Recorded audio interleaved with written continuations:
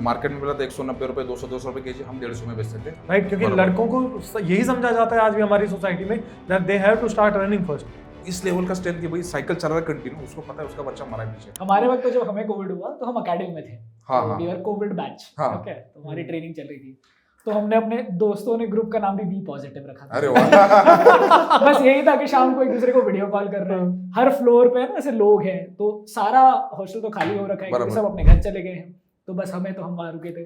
तो हर फ्लोर से दो जने से बाहर आएंगे, एक दूसरे से बातें कर रहे हैं और सब अपनी अपनी जगह जा रहे हैं। तो वही टाइम था कि दोस्त साथ हैं, प्लस अकेडमी ने बहुत अच्छे से ध्यान रखा, तो वो इजीली चला गया। But then again it was a very bad phase. I hope. और ये ओआरएन में कोविड के टाइम तू भी था भाई। कोविड के टाइम में ना महाराष्ट्र के बच्चे थे, 1500-1600 बच्चों के लिए ट्रेन से भेज देगा गवर्नमेंट ने। बच्चे कौन, फिर हमें थोड़ी 40-50 लोग हमारे एरिया में हो गए, कुछ आसपास के एरिया में। और जब रात में घूमते थे ना, लिटरली वो चेरनोबिल मूवी उस टाइम पे देखे थे। पूरा मतलब इनको चेरनोबिल पार्ट शांत, कोई नहीं, एकदम सन्नाटा। और रात में हम 2 बजे जा रहे पार्क में खेल रहे, फिर कभी पुलिस वाला बोल रहा है कि सर आप तो यूपीएससी करते हैं, लोग कंप्लेंट करते हैं। तो हमने फिर बोला ठीक है छोड़ दो, फिर वापस आके रूम में।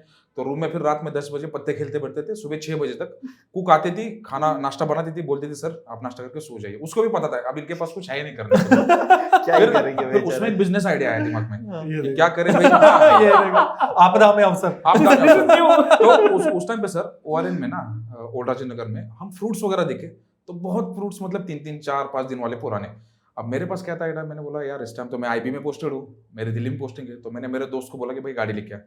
तो वो गाड़ी लेके आया, आई कार्ड था अपना, गाड़ी थी, हम गाड़ी लेके गए अपने आज़ाद मंडी में, और दोस्तों को बोला भाई फ्रूट्स वगैरह हम लाने जा रहे हैं, आप ऑर्डर दे दो, क्या चाहिए। हाँ, तो जैसे भाई आम हमें सफेदा वगैरह मिल रहा है, तो मार्केट में मिला था 190 रुपए 200 रुपए केजी, हम 150 में बेचते थे। और वहां पे हमें 15-20 केजी की पेटी मिलती थी 650 में। तो हम 2000 का फ्रूट लाते थे, 8-10 हजार रुपए हमें मिलता था। तो उसमें से हमारा खाना बिना कोविड की पूरी पार्टी, और बहुत मतलब मजा आया उस टाइम पे कोविड में। Very nice. बहुत सारी ऑब्जेक्शनेबल चीजें बोली गई है भाई, रियल एक्सपेरिमेंटिंग माइंड है, ऑफिशियल पावर का मिसयूज। ठीक है, रूल्स ब्रेक करें आपने। आपने दोस्तों से कमीशन खाया फ्रूट्स के ऊपर, वो भी। मैं जैसे फैसिलिटेटर ऑफ बिजनेस, इस तरह से मैं रोल लाना चाहता हूँ। Exactly, he was just helping, okay, खुद मैं का सब पैसा कर नहीं रहा था। बस देने वालों को भी सस्ता ही मिल रहा था माल, और लोकल से यार सबका ही भला हो रहा था, सबका विन भला विन हो सिचुएशन फॉर ऑल। सबसे मेन चीज क्या थी भाई, गाड़ी थी हमारी, सब लोग वहां पे बैठ के पक गए थे। तो वहां पे झगड़ा लगता था दोस्तों का, आज 4 लोग हम जाएंगे गाड़ी में घूमने, कल 4 लोग हम जाएंगे, क्योंकि दिल्ली में हर जगह चेकिंग हो रही थी, हर जगह कहीं पे एंट्री नहीं।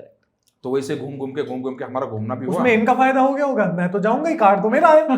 भाई आगे बैठने में तुम जाओगे तो तुम्हें तो पकड़ लेंगे, कंडक्टर सीट मेरी है। लेकिन उस टाइम पे देखा कि कोविड टाइम में जो हमने देखा ना कि ब्यूरोक्रेसी ने जिस तरह से हैंडल किया ना सर, तब लगा कि भाई सच में ब्यूरोक्रेसी की रिस्पेक्ट करनी ही चाहिए। क्योंकि इस तरह से माहौल, भाई अपना घर छोड़ के, अपने बच्चे छोड़ के, सिविल सर्वेंट्स, डीएम है, एसपी है, भाई पूरा दिन रात बाहर निकाल रहे हैं, पुलिस वाले इतने जा रहे हैं। You remember there was this one news, Gujarat की न्यूज है शायद, और कोई ऑफिसर थे, हेल्थ ऑफिसर थे शायद, उनके फादर की डेथ हुई थी खुद की, और उन्हें पता भी चला, वो वहीं खड़े 2 मिनट रोए, and then again he went back to his duty. वो अपने फादर के लास्ट राइट्स में भी नहीं गए। And this was so hard, like heart wrenching ना, कि इंसान का देखो, पेरेंट की एक डेथ हुई है, right, and still he is feeling so duty bound to the other people of the country कि वो छोड़ के नहीं जा रहे अपने फादर के लास्ट राइट्स में भी।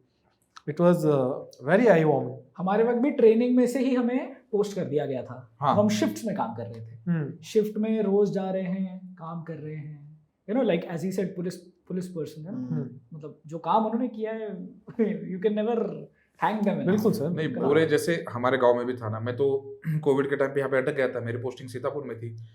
तो वहाँ पे भी मतलब एक, जैसे कोविड के बाद मैं वहाँ चला गया था, वहाँ पे देखा मैंने कि साइकिल से वगैरह लोग जा रहे थे दिल्ली वगैरह छोड़ के।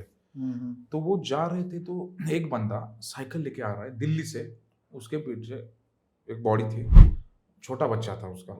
तो वो वहाँ पे आया, तो जैसे हम, क्योंकि हम तो घूमते थे, मतलब वहाँ पे हमें भी इनपुट देने वगैरह होते थे डीएमएसपी को। तो देखा तो बेचारा आ रहा है, आंखें भी उसकी सूख गई ऐसे। तो मैं रोका, भाई क्या है? देखा तो बच्चा मरा पड़ा था पीछे। वो बोला सर मेरे बच्चे की मौत हुई है, और उसकी दादी की ख्वाहिश है कि उसको देखना है, इसको लास्ट। वो बंदा दिल्ली से बिहार तक जाने वाला था। तो वो जैसे देखा, लिटरली हमारे हाथ पैर मतलब ऐसे ढीले पड़ गए कि भाई इस लेवल का स्ट्रेंथ कि भाई साइकिल चल रहा है कंटिन्यू, उसको पता है उसका बच्चा मरा है पीछे। तो वहाँ पे एसपी साहब से वगैरह बोला, कुछ पॉलिटिशियंस थे, सभी पार्टी वाले, उनसे बात की हमने ऐसा ऐसा है, तो उन बेचारों ने उसके साइकिल साइड में लगा दी, पुलिस थाने में पार्किंग, एक गाड़ी का इंतजाम किया, वो बच्चे को पूरा प्रॉपरली आपका जो डीप फ्रीज वाला टाइप का करवा के उसको घर पे वहाँ पे भेज दिया, मैं बोला लेके जाओ करके।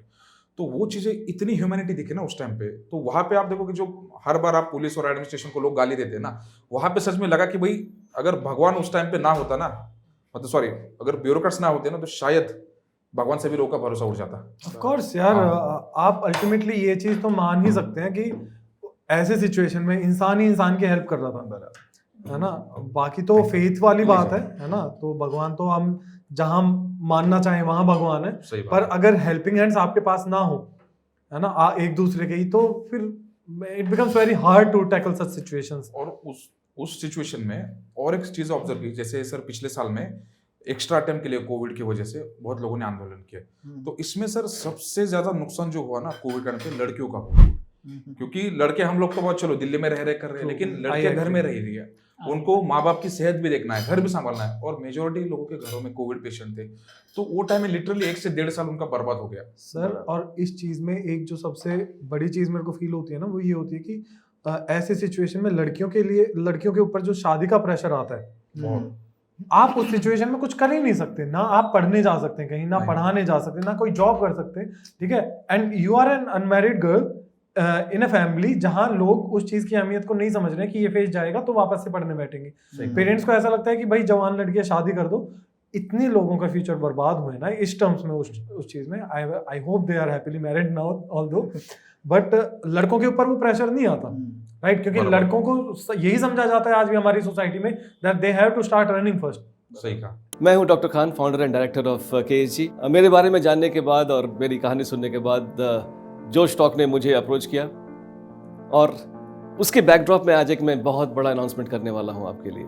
जोश टॉक ये मानते हैं कि उनके परिवार में बहुत सारे प्रतिभावान व्यक्ति हैं, बहुत सारे टैलेंटेड लोग हैं, और उनके पास देश में कुछ करने की बहुत बड़ी इच्छा शक्ति है, बट किसी वजह से, फाइनेंशियल कारणों से या कोई और ऐसी दिक्कत की वजह से, जिसकी वजह से वो उस गुणवत्ता के ट्रेनिंग और सपोर्ट को प्राप्त नहीं कर पाते हैं जो कि उन्हें उन सफलता के मुकाम तक ले जाएगी जहां पर वो देश की सेवा कर सकें। मैं मानता हूं कि देश के हर युवा में एक प्रतिभा है। जोश के माध्यम से आज मैं ये एक बड़ी अनाउंसमेंट करना चाहता हूं कि फाइनेंशियल इशू की वजह से अगर कोई स्टूडेंट अपनी प्रतिभा का प्रयोग नहीं कर पा रहा है तो वो दिक्कत आज के बाद नहीं रहेगी। आज आपको मैं जोश के माध्यम से ये बताना चाहता हूँ कि मैं बहुत बड़ी स्कॉलरशिप देना चाहता हूँ, और ये इंश्योर करूँगा कि अगर देश में कोई टैलेंटेड व्यक्ति है जो कि पढ़ना चाहता है, कोर्स करना चाहता है और सिविल सेवा में जाना चाहता है, उसको फाइनेंशियल इशू की वजह से रुकना नहीं पड़ेगा। और ये एक ऐसा मुकाम है, एक ऐसा अवसर है देश का, जब हम देश में गुजर रहे हैं अमृत काल से, we can always contribute to this beautiful India through this services. इसके बारे में जो स्कॉलरशिप के बारे में डिटेल्स चाहिए वो नीचे दिए गए लिंक में अवेलेबल हैं, एंड हम साथ मिलकर आगे बढ़ते हैं।